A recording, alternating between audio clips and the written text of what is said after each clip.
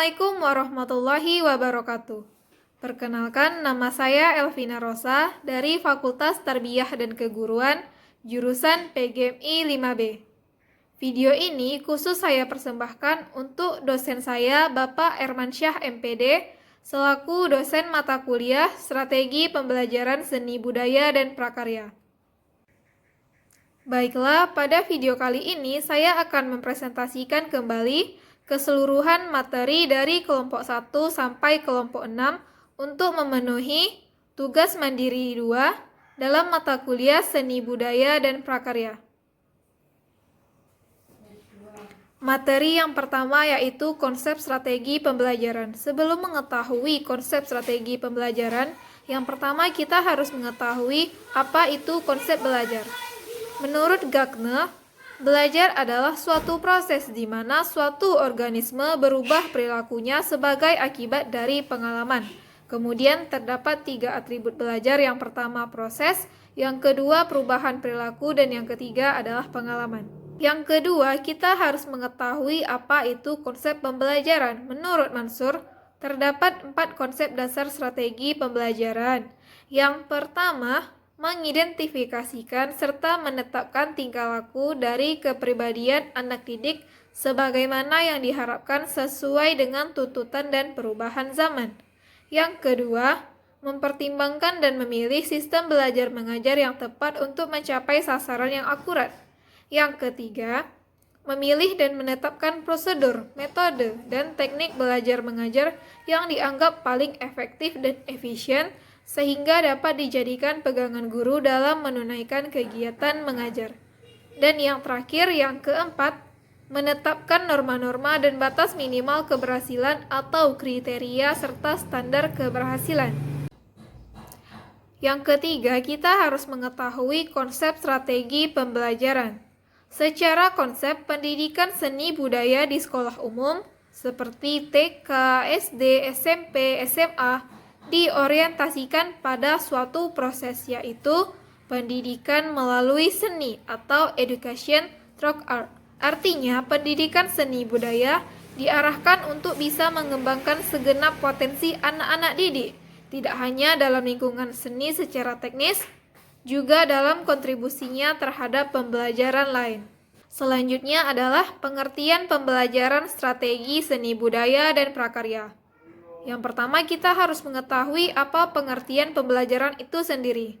Pembelajaran adalah proses interaksi peserta didik dengan pendidik dan sumber belajar pada suatu lingkungan belajar. Pembelajaran seni budaya dan keterampilan adalah suatu mata pelajaran yang ada di tingkat SD atau MI. Mata pelajaran ini adalah satu mata pelajaran yang bisa menyelamatkan seni dan budaya warisan Indonesia dari perkembangan zaman modern agar tetap ada hingga sekarang sampai di masa yang akan datang. Tujuan seni budaya dan prakarya di SD atau MI. Yang pertama, memahami konsep dan pentingnya seni budaya dan keterampilan. Yang kedua, menampilkan sikap apresiasi terhadap seni budaya dan keterampilan. Yang ketiga, menampilkan melalui seni budaya dan keterampilan. Yang keempat, menampilkan peran serta dalam budaya dan keterampilan dalam tingkat lokal, regional, maupun global.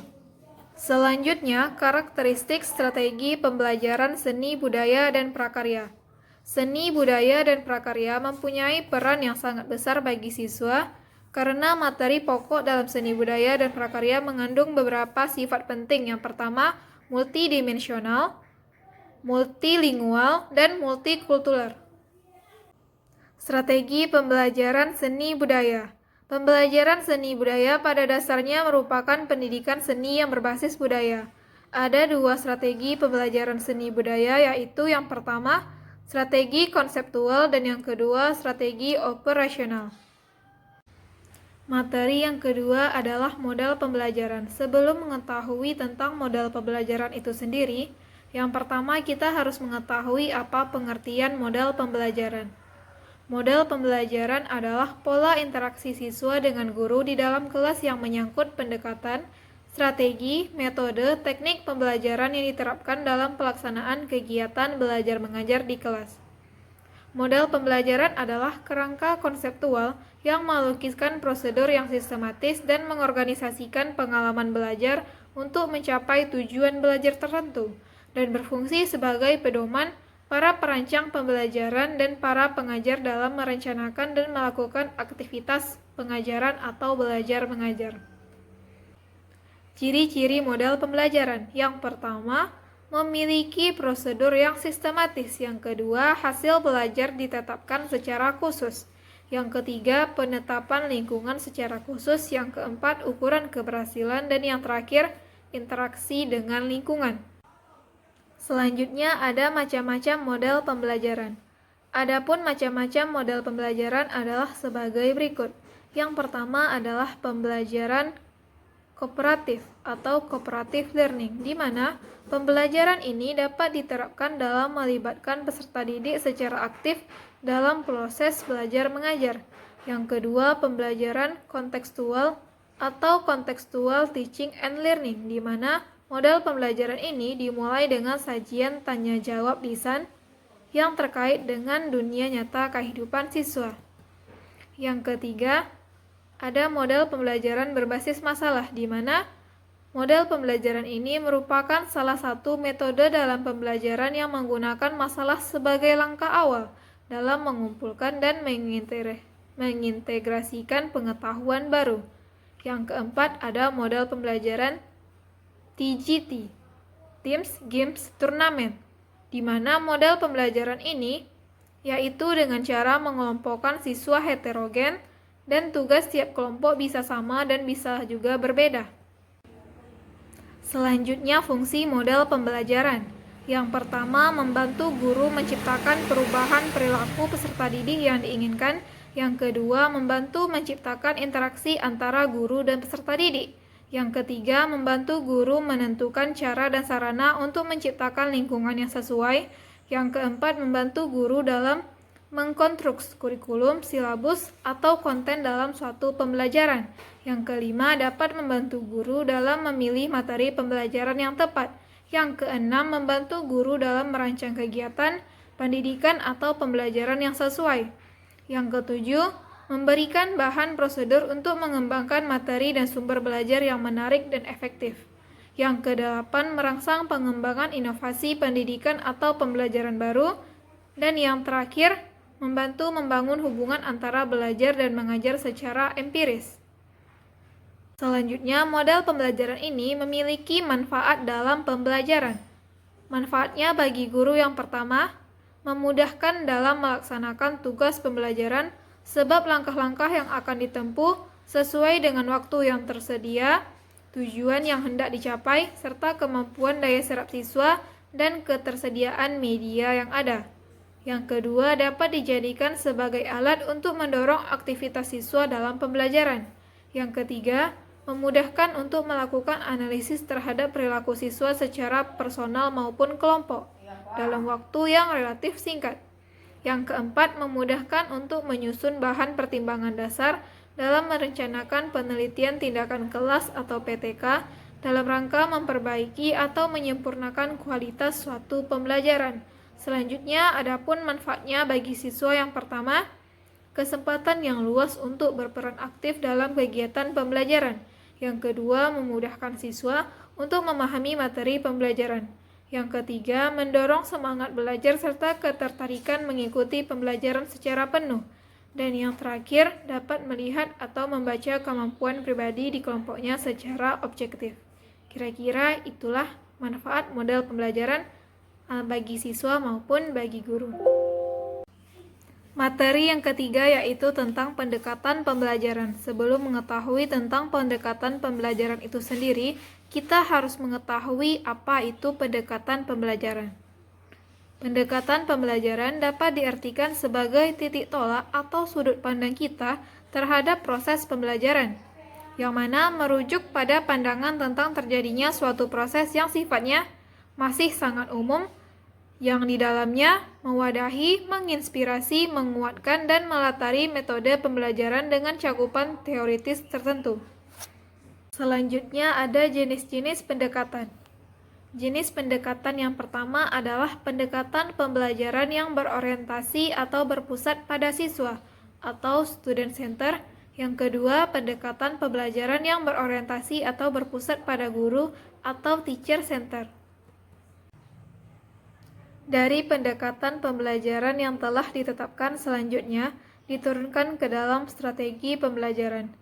Newman dan Logan mengemukakan 4 unsur strategi pembelajaran dari setiap usaha, yaitu yang pertama, mengidentifikasikan dan menetapkan spesifikasi dan kualitas hasil dan sasaran yang harus dicapai dengan mempertimbangkan aspirasi dan selera masyarakat yang memerlukannya.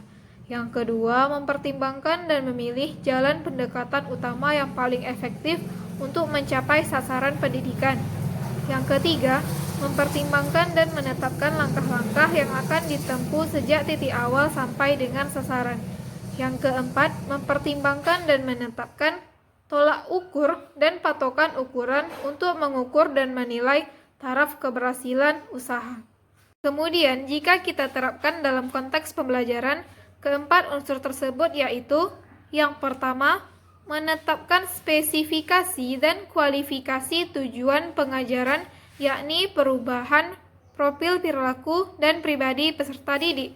Yang kedua, mempertimbangkan dan memilih sistem pendekatan pembelajaran yang dipandang paling efektif. Yang ketiga, mempertimbangkan dan menetapkan langkah-langkah atau prosedur, metode dan teknik pembelajaran. Dan yang terakhir, menetapkan norma-norma dan batas minimum ukuran keberhasilan atau kriteria dan ukuran baku keberhasilan. Selanjutnya, pendekatan tentunya penting dalam suatu pembelajaran. Dilihat dari segi kepentingannya, pendidikan dapat dilihat dari 2 bagian. Yang pertama, dilihat dari segi kepentingannya, pendidikan dapat dilihat dari 2 bagian. Pertama, pendidikan dari segi kepentingan individual.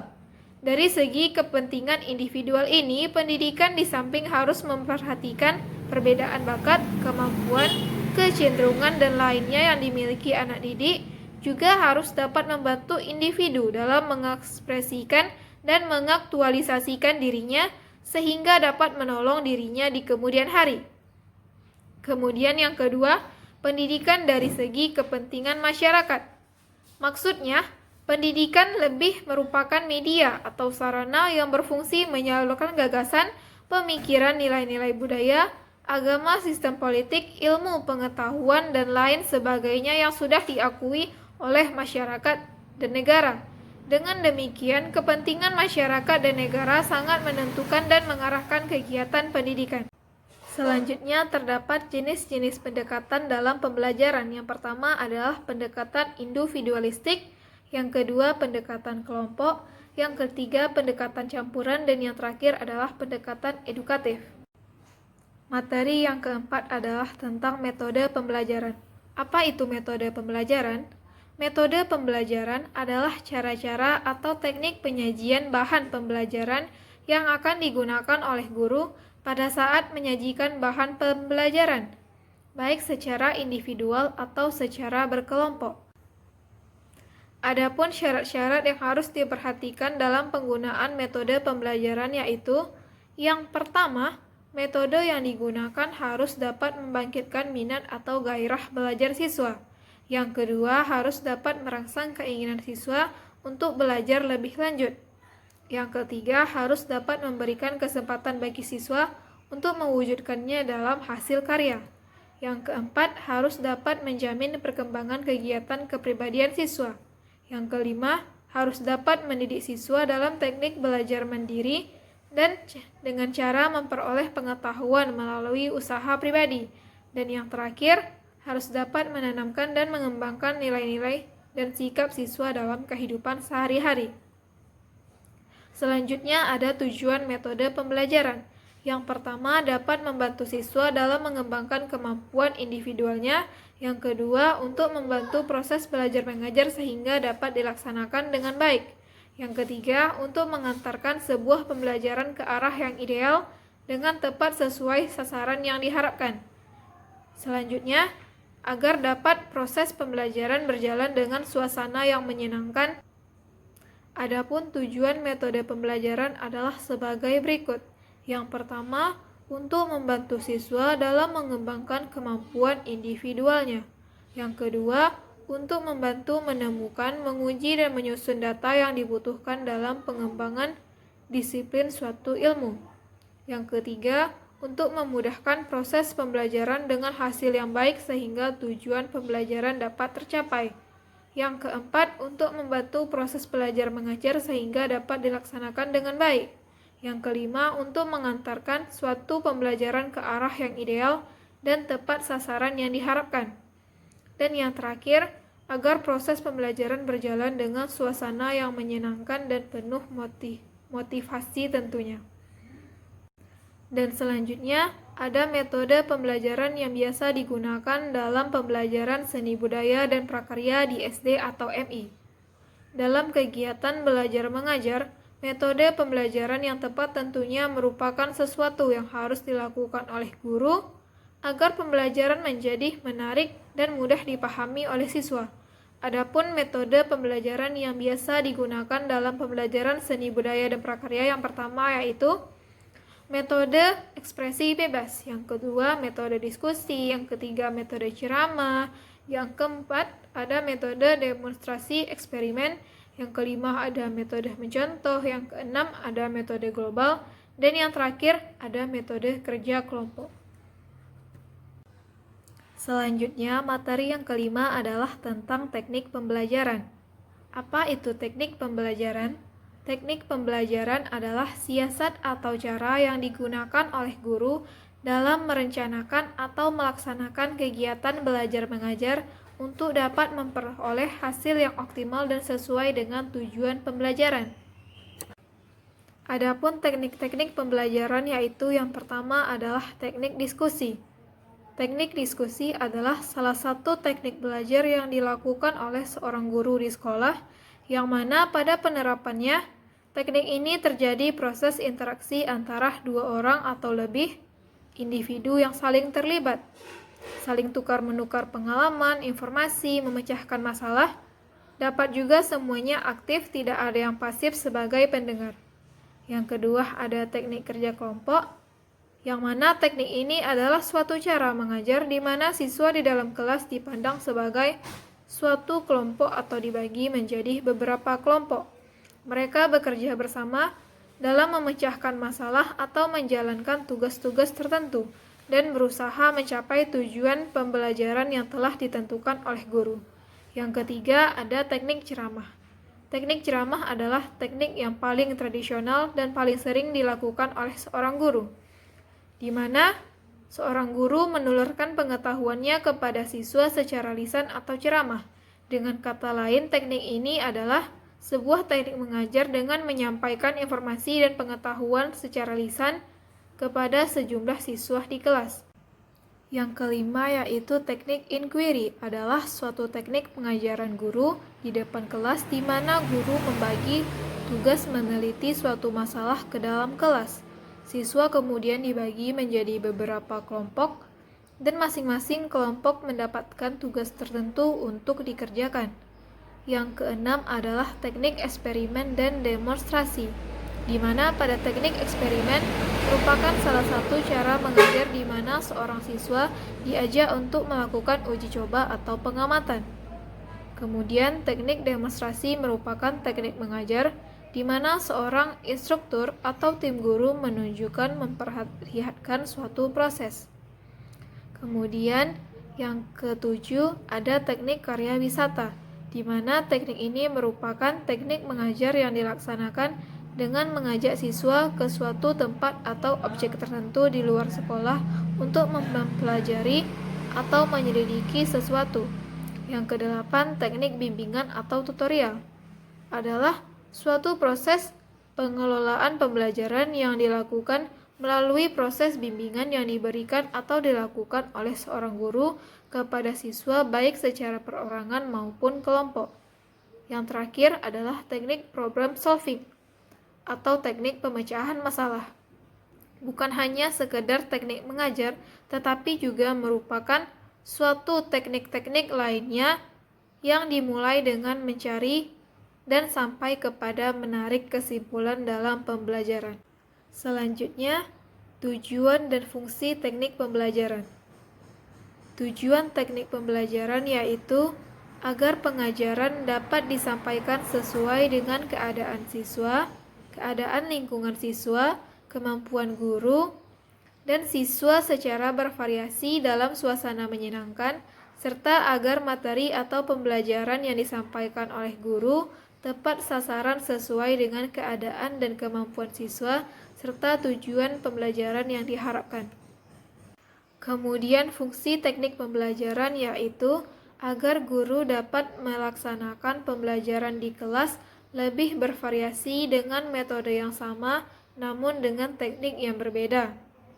Materi yang disampaikan sesuai dengan situasi kelas, lingkungan sekolah, kondisi siswa dan kondisi lainnya sehingga siswa mampu menerima pembelajaran dengan baik. Materi yang terakhir yaitu hubungan antara model, strategi, metode, dan teknik pembelajaran. Jadi yang pertama kita harus mengetahui apa pengertian model pembelajaran.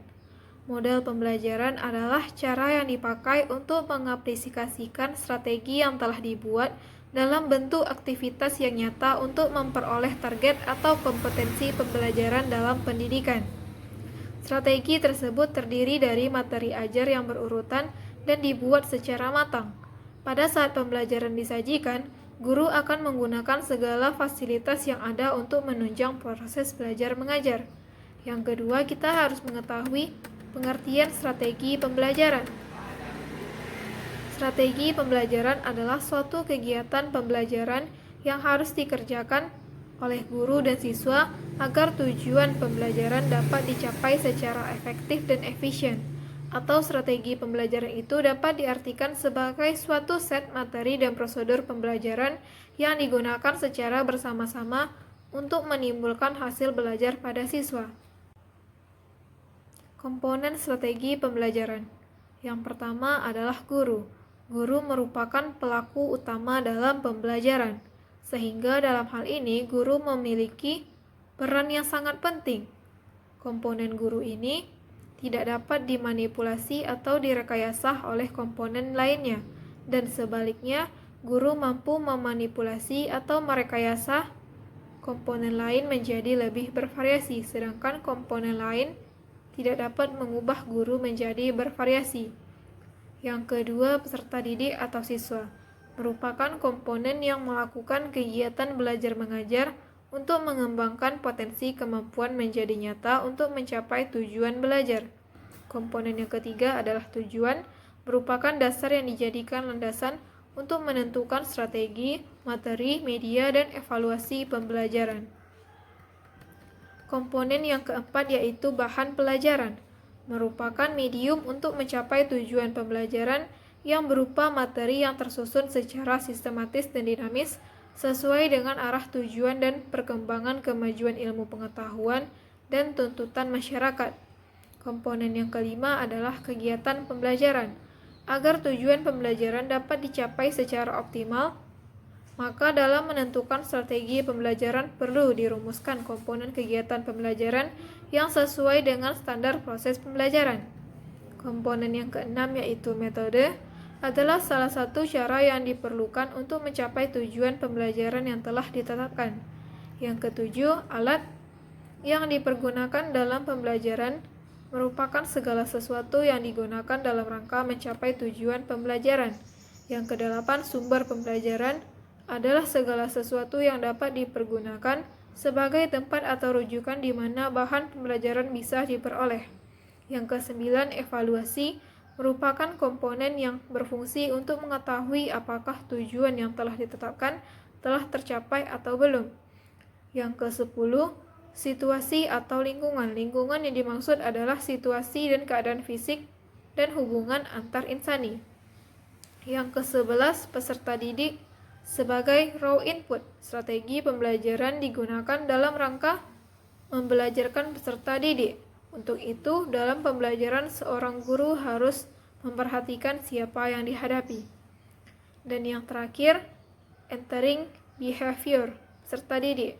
Seorang peserta didik untuk dapat menentukan strategi pembelajaran yang sesuai, terlebih dahulu harus mengetahui perubahan perilaku baik secara material substansial, struktural fungsional maupun secara behavior peserta didik. Selanjutnya kita harus mengetahui apa itu metode pembelajaran. Metode pembelajaran adalah cara yang digunakan guru untuk menyampaikan pembelajaran kepada siswa. Karena penyampaian itu berlangsung dalam interaksi induktif, metode pembelajaran dapat diartikan sebagai cara yang dipergunakan oleh guru dalam mengadakan hubungan dengan siswa pada saat berlangsungnya pengajaran. Dengan demikian, metode pembelajaran merupakan alat untuk menciptakan proses belajar mengajar. Kemudian kita juga harus mengetahui apa tujuan metode pembelajaran itu sendiri. Tujuan metode pembelajaran adalah untuk merencanakan dan melaksanakan cara-cara yang efektif untuk mencapai tujuan pembelajaran. Dasar metode yang tepat adalah relevansinya dengan tujuan atau sasaran yang dirumuskan, yang mana indikatornya adalah kualitas hasil pembelajaran dalam proses pembelajarannya.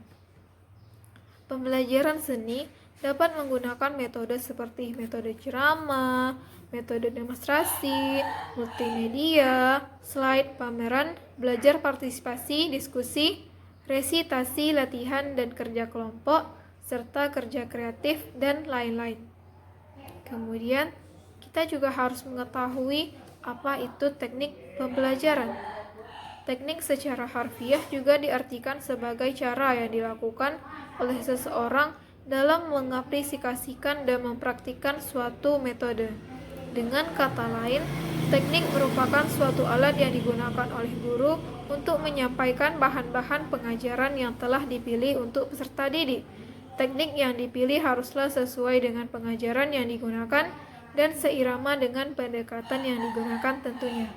Nah, setelah tadi kita mengetahui apa itu model pembelajaran, strategi pembelajaran, metode pembelajaran, dan teknik pembelajaran, maka kita dapat menjelaskan hubungan antara model, strategi, metode, dan teknik pembelajaran tersebut. Apabila antara strategi, metode, dan teknik pembelajaran sudah terangkai menjadi satu kesatuan yang utuh, maka terbentuklah apa yang disebut dengan model pembelajaran. Jadi, model pembelajaran pada dasarnya merupakan bentuk pembelajaran yang tergambar dari awal sampai akhir yang disajikan secara khas oleh guru. Dengan kata lain, model pembelajaran merupakan bungkus atau bingkai penerapan suatu pendekatan, metode, dan teknik pembelajaran itu sendiri. Maka, antara model, strategi, metode, dan teknik pembelajaran merupakan satu kesatuan utuh yang tidak dapat dipisahkan karena mereka saling berkaitan antara satu sama lainnya. Baiklah, itulah tadi hasil presentasi materi dari kelompok 1 sampai kelompok 6 yang dapat saya sampaikan. Semoga apa yang saya sampaikan bermanfaat. Lebih dan kurang saya mohon maaf. Saya akhiri. Wassalamualaikum warahmatullahi wabarakatuh.